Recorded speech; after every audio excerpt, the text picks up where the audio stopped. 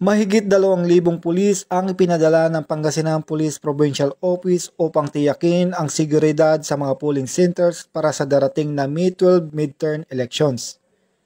Sa kabuuan, 2,408 sa 3,509 na personnel ng PPO ang itinalaga na simula ngayong linggo kasabay ng pagpapadala ng mga automated counting machines sa mga paaralan ayon kay Police Colonel Rolifer Capiquian, Provincial Director ng Pangasinan PPO. I recognize the challenges ahead. With a 2:1 deployment ratio, we face limitations in adequately securing every precinct. Nagkaroon tayo ng problema dahil nagkaroon tayo negative variance. Dahil ang requirement of every polling center dapat mayroong 2 Bawat 2 pulis ay tatalaga sa isang polling center. Layunin nitong masiguro ang kaayusan at kaligtasan ng mga botante.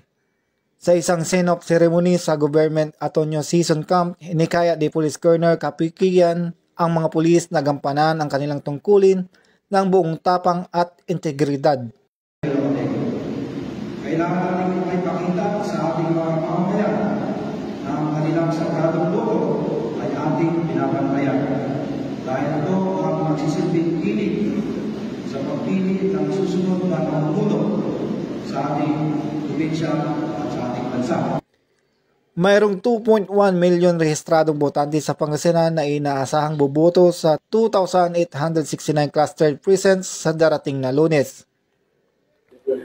Mula dito sa Ilocos Region, ako ang iyong PNN correspondent, Police Master Sergeant Marvin J. Romero, alagad ng batas, taga-taguyod ng Balitang Pulis.